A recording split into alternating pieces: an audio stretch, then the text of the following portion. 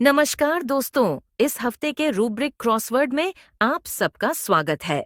इस गतिविधि में आपको एक क्रॉसवर्ड दिखाया जाएगा जो केंट की रिपर्टरी के माइंड चैप्टर रूब्रिक्स पर आधारित है। आपको प्रत्येक रूब्रिक को गेस करने के लिए एक वीडियो क्लिप दिखाई जाएगी जिसे आपको ध्यान से देखना है और उस रूब्रिक को क्रॉसवर्ड में भरकर इस क्रॉसवर्ड को पूरा करना है। अपने जवाब को सबमिट करने के लिए हमारे वेबसाइट पर लॉग इन करें। इस गतिविधि में 2 विजेता होंगे। पहला विजेता वो होगा जो सबसे पहले सही जवाब सबमिट करेगा और उसे 100 बोनस पॉइंट्स दिए जाएंगे। डेडलाइन खत्म होने तक बाकी जो भी सही एंट्रीज आएंगी उनमें से भी एक लकी विजेता को चुना जाएगा जिसे 50 बोनस पॉइंट्स मिलेंगे। तो चलिए आज की गतिविधि शुरू करते हैं। सबसे पहले आपको आज का क्रॉसवर्ड दिखा देते हैं।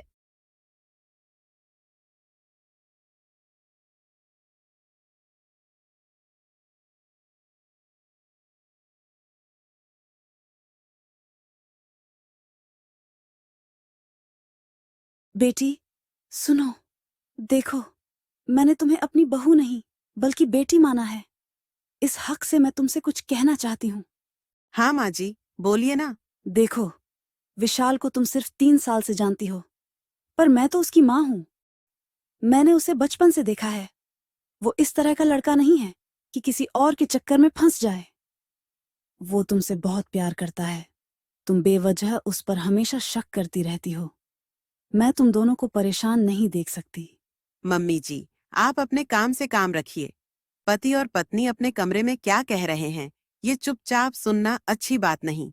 और सुना तो सुना, पर जहाँ आपकी राय का कोई मतलब न हो, वहाँ पर अपनी राय मत दीजिएगा। और आपकी तो ये आदत है, दूसरों के झगड़े में अपनी टांग अड़ाने की। पिछले हफ्ते आपने हमारी पड़ोसी के घर के पर्सनल इश्यू में भी अपनी टांग अड़ाई थी ना।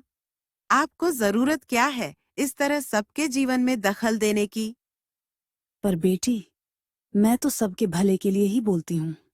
अपनी भलाई अपने पास रखो आप। समझ में आया?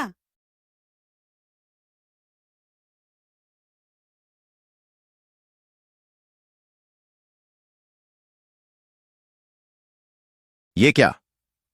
तुम लोगों ने ये काम अब तक खत्म नहीं किया? सर, कल सुबह तक हो जाएगा।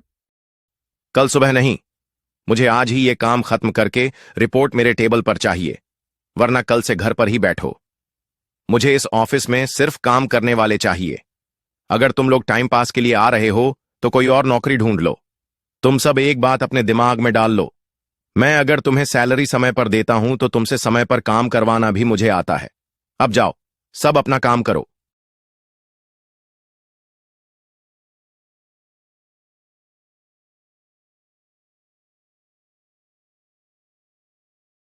राहुल, सुनो ना, मुझे तुमसे कुछ बात करनी है। हाँ बोलो। मैं कुछ दिन से सोच रही थी कि नौकरी छोड़ दूं। क्या हुआ? ऐसे क्यों बोल रही हो? अभी 2 महीने पहले ही तो तुम्हें प्रमोशन मिला था। कितनी खुश थी तुम। अब ऐसा क्या हो गया कि नौकरी छोड़ने की बात कर रही हो? मुझे ऐसा लगता है कि मुझे प्रमोशन अपने काम के लिए नहीं दिया गया है, बल्कि इसके पीछे मेरे बॉस का कुछ और ही इरादा है। क्या मतलब? देखो, मैं तुमसे साफ साफ कह देना चाहती हूँ ताकि आगे मुझे कोई भी परेशानी न झेलनी पड़े। हाँ हाँ, दीप्ति, तुम अपने मन की बात बेझिझक होकर मुझसे कह सकती हो। जब से प्रमोशन हुआ है, मुझे लगभग सारा दिन बॉस के साथ उनके कैबिन में रहना पड़ता है, और जिस तरह से वो मुझसे अब बात करने लगे हैं या टच करते हैं, मुझे अच्छा नहीं लगता। देखो, मैं तुम्हारी इस बात की सराहना करता हूं कि तुमने मुझसे खुलकर सारी बात बता दी। अब मैं तो यही कहूंगा कि फैसला तुम्हें खुद लेना है। जो भी तुम फैसला लोगी, मैं हूं तुम्हारी सपोर्ट में।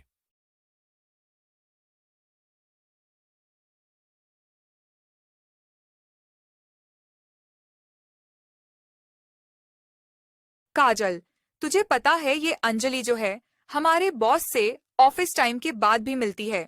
तुझे किसने बताया?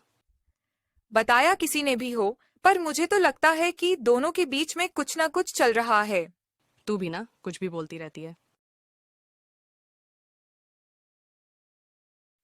देखा, इसको कितनी मिर्ची लगी। अंजलि के आने से पहले बॉस की तो ये खास थी। अब बॉस इसको नहीं पूछ रहा, इसलिए इतनी चिढ़ रही है। तुझे और कोई काम नहीं है? जब देखो तब फालतू बकवास करती रहती है।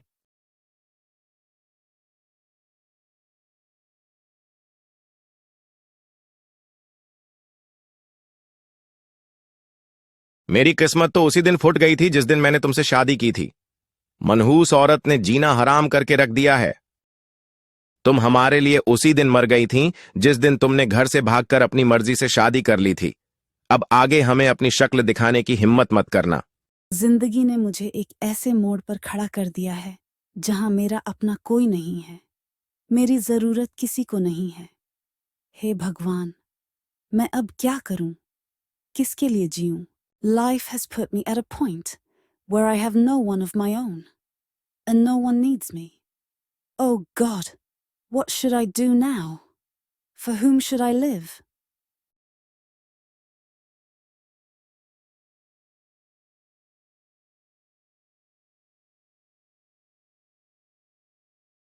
सुनीता, 3 दिन से तुम्हारी बेटी स्कूल नहीं जाती दिख रही, क्या हुआ? उसकी तबीयत तो ठीक है ना? अब क्या बोलूं दीदी, ये लड़की इतनी आलसी हो गई है कि सुबह उठती ही नहीं है। उठती नहीं है का क्या मतलब है दीदी? उसका अभी 10वीं स्टैंडर्ड है, ऊपर से बोर्ड एग्जाम्स भी। आपको उसकी चिंता नहीं होती? चिंता तो उसे होनी चाहिए। जब उसे ही नहीं पढ़ाई की इच्छा है तो मैं कर भी क्या सकती हूँ? आप इसको इतना हल्के कैसे ले सकती हैं? आपके पति भी कुछ नहीं बोलते? उनको अपने काम से फुर्सत मिले तब ना। वो अपने काम में बिजी रहते हैं। अब मैं अकेली क्या क्या दूं? उसे पढ़ने की इच्छा होगी तो पढ़ेगी। कल तो उसके स्कूल से कॉल भी आया था कि इसका अटेंडेंस कम है और अगर 90% अटेंडेंस नहीं रहेगी तो एग्जाम नहीं देने दिया जाएगा। वही तो, और आपको कोई चिंता ही नहीं है? चिंता करके मैं क्या करूं दीदी? तो दोस्तों, उम्मीद है आप लोगों को इस गतिविधि में हिस्सा लेकर बहुत मजा आया होगा। इसी तरह हर हफ्ते हम एक रूब्रिक क्रॉसवर्ड शेयर करेंगे। इसके अलावा हर हफ्ते हम एक गेस्ड रेमेडी गतिविधि भी करेंगे, जहां आपको एक दिए गए कैरेक्टर को ऑब्जर्व करना है और उस कैरेक्टर को सूट होने वाले रेमेडी को सेलेक्ट करना है। होम्यो मिरर में हमारा लक्ष्य है कि सीखने की इस प्रक्रिया को बहुत ही इंटरेस्टिंग और एक्साइटिंग बनाया जा सके। और भी ऐसे कई गतिविधियों में भाग लेने के लिए आज ही हमारे वेबसाइट को सब्सक्राइब करें।